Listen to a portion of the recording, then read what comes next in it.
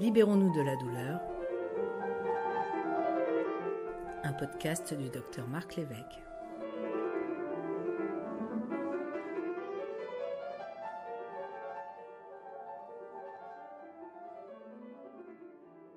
La tête est de toutes les parties du corps la plus fréquemment douloureuse. Elle paye cher l'avantage de loger l'organe du sentiment.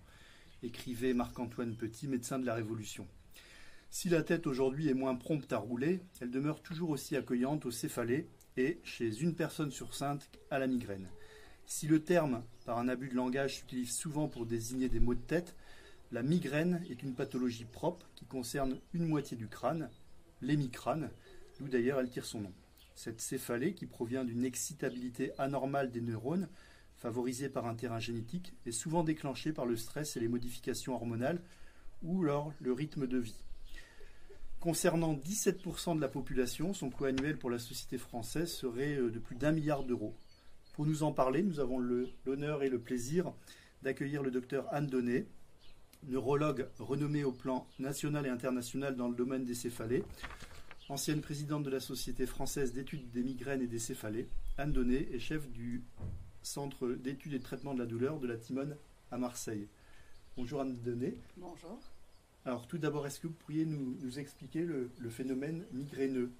Alors, je pense que ça nous aidera un petit peu à mieux comprendre les mécanismes de ces nouveaux médicaments qu'on va aborder. Alors c'est un phénomène complexe, on va essayer de répondre peut-être de manière simple en expliquant deux choses. Pourquoi on est migraineux et qu'est-ce qui se passe quand il y a une crise de migraine ? Alors, pourquoi est-on migraineux ? On sait aujourd'hui, on a beaucoup d'arguments pour dire qu'il s'agit d'une maladie qui est génétique. On a isolé dans le cadre de formes très particulières de migraine qu'on appelle la migraine hémiplégique familiale un certain nombre de mutations. Ces mutations ne sont pas retrouvées chez les patients migraineux les plus courants. Mais on a pu utiliser un certain nombre de nouvelles techniques génétiques pour screener le génome et on a découvert au moins aujourd'hui plus d'une quarantaine de loci qui étaient mutés et qui pouvaient expliquer la nature génétique de la migraine. Donc ça, c'est effectivement pour dire on est migraineux parce qu'on a un cerveau qui est génétiquement formaté comme tel. Après, la migraine, c'est une maladie de la mauvaise adaptation au changement. Un cerveau migraineux, il n'aimerait que rien ne bouge.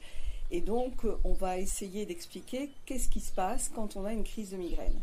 La crise de migraine, elle se traduit par une céphalée, mais pas que. Il y a énormément d'autres symptômes d'accompagnement.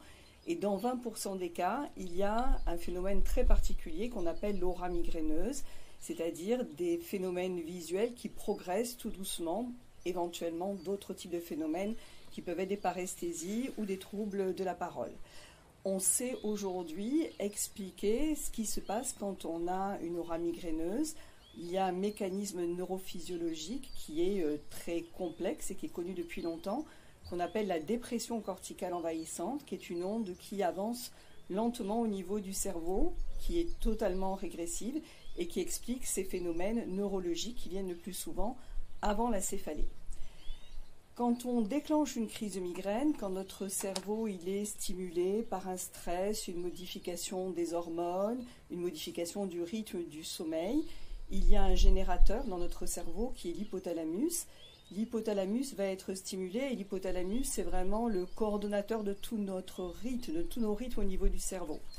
Et il va y avoir une stimulation au niveau d'une zone anatomique qu'on appelle le système trigéminovasculaire. C'est une zone anatomique que tout le monde a au niveau du cerveau, et la libération de substances chimiques multiples qui vont créer une inflammation.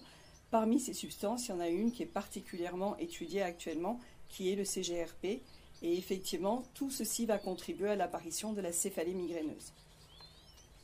D'accord. Alors,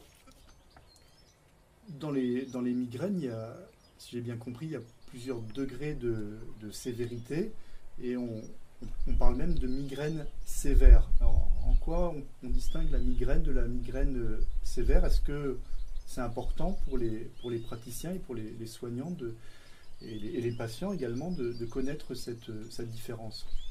Alors habituellement, quand on prend en charge un patient migraineux, on essaye de regarder quel est le nombre de jours par mois de migraine qu'il va présenter, et donc on distingue soit une forme épisodique, c'est-à-dire moins de 15 jours par mois, soit une forme chronique, c'est-à-dire plus de 15 jours par mois. Mais on ne peut pas se limiter strictement à cette comptabilité au niveau du nombre de jours, et la migraine peut avoir effectivement un critère de sévérité. Alors en fait, il y a deux moyens d'estimer la sévérité. Il y a le nombre de jours, effectivement. Au-delà de 8 jours par mois, on considère que le patient a une migraine sévère. Pourquoi ? Parce que s'il passe au-delà de cette rythmicité, il a un risque accru d'une surconsommation médicamenteuse et donc du risque d'évoluer vers une céphalée chronique quotidienne. Mais on peut avoir un nombre de jours moins important, c'est-à-dire inférieur à 8 jours par mois.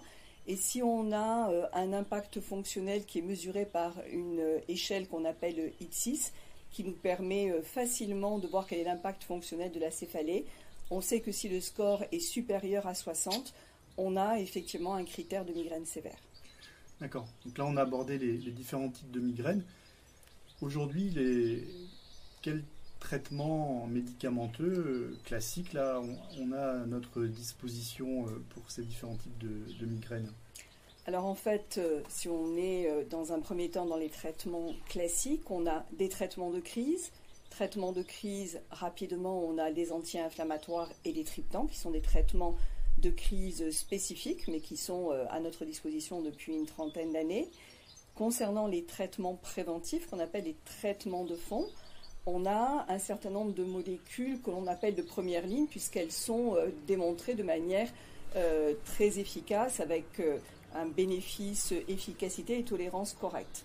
En première ligne, il y a les bêta-bloquants qui restent quand même la prescription numéro 1 si bien sûr il n'y a pas de contre-indication. Et les autres traitements de première ligne sont un certain nombre d'antidépresseurs, d'autres antihypertenseurs qui ne sont pas des bêta-bloquants, qui appartiennent à la phase des sartans, et les antiépileptiques. Donc à côté de ces traitements classiques de la migraine, on parle de plus en plus des nouveaux traitements. Est-ce que vous pouvez nous en dire un mot de ces nouveaux traitements ? Alors, il y a de nouveaux traitements qui sont par voie injectable et qui concernent les traitements de fond. Et puis, il y a également des nouveautés ultérieures à venir dans les traitements de crise. Alors, les traitements injectables, on va dire qu'il y a deux types de médicaments. Il y a une nouvelle famille qu'on appelle les anticorps anti-CGRP, qui sont la première famille de traitements de fond ciblés pour la prévention de la migraine et qui cible donc le CGRP qui est sécrété, dont on a parlé tout à l'heure. Ce sont des médicaments par voie injectable, 3 sont par voie sous-cutanée, 1 par voie intraveineuse. Pour les formes sous-cutanées, ils se font tous les mois. Pour la forme intraveineuse, ils se font tous les 3 mois. Leur avantage est double. Effectivement, il y a une efficacité qui est démontrée puisqu'on a un traitement ciblé.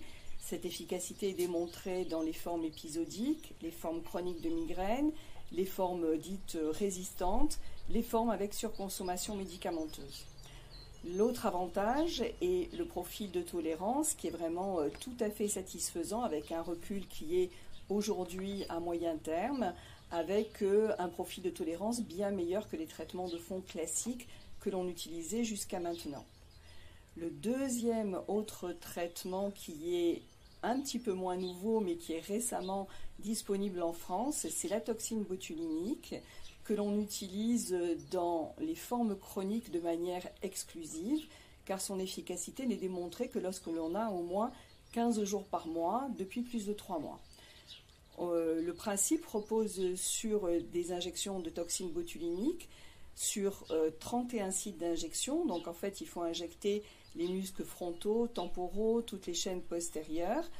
Et cette injection va se faire en une seule séance, qui est assez rapide, mais qui va avoir une durée d'efficacité sur 3 mois. Ces nouveaux traitements de fond permettent effectivement d'avoir une efficacité quand on est dans des situations réfractaires et que les traitements de crise habituels vont être soit en échec, soit vont être mal tolérés. Alors, concernant l'accès à ces nouveaux traitements, les anticorps monoclonaux et la toxine botulique, comment les patients peuvent y avoir recours, dans quelles conditions Est-ce que vous pouvez nous en dire un petit peu plus là sur ces... Alors, la toxine botulinique est un médicament qui est utilisé en milieu hospitalier, puisque c'est un médicament de la réserve hospitalière, donc il doit être injecté donc en milieu hospitalier. C'est un traitement qui est pris en charge puisque l'AMM a été délivré fin 2021 et donc il existe une prise en charge qui est complète pour le patient dans ce type de structure. Le problème, c'est qu'effectivement, il y a un nombre conséquent de patients qui devraient bénéficier de ce type de traitement et il y a peu de structures qui actuellement pratiquent ce type de traitement. Pour les anticorps anti-CGRP, il s'agit d'une prescription qui doit être faite systématiquement par un neurologue. Elle est réservée chez des patients qui sont en échec à au moins 2 traitements de fond classiques et qui ont au moins 8 jours par mois de céphalée migraineuse. 2 de ces anticorps sont présents en pharmacie depuis 2021, mais malheureusement ne sont pas remboursés. De manière très récente, un anticorps qui est par voie intraveineuse et qui se fait tous les 3 mois va être ou est en train d'être disponible en structure d'hôpital de jour puisqu'il s'agit là encore d'un médicament de la réserve hospitalière. Pour avoir un ordre d'idée, un patient là, qui devrait payer, ça pourrait être quel ordre de grandeur par mois Alors on est sur un tarif qui est en fonction des molécules entre 245 et 275 € par mois. D'accord. Alors, pour les soignants là, qui prennent en charge, alors je ne parle pas des spécialistes, des hyper spécialistes comme vous, mais qui prennent en charge les patients migraineux, est-ce que vous auriez des conseils à leur donner? Et plus généralement, quels conseils vous donneriez aux patients outre cette prise en charge médicamenteuse? Alors, peut-être va-t-on commencer par les patients. L'idée déjà, c'est d'oser parler de sa maladie migraineuse, parce qu'il y a beaucoup de patients qui sont en dehors des circuits de soins, beaucoup de patients qui sont fatalistes parce que dans leur migraine et dans leur famille, il y a effectivement d'autres personnes qui sont migraineux et donc ils considèrent que ça fait partie des choses qui sont acquises et normales dans la famille, alors qu'il y a effectivement un certain nombre de nouveaux traitements qui sont actuellement disponibles et bien d'autres traitements qui sont en cours de développement.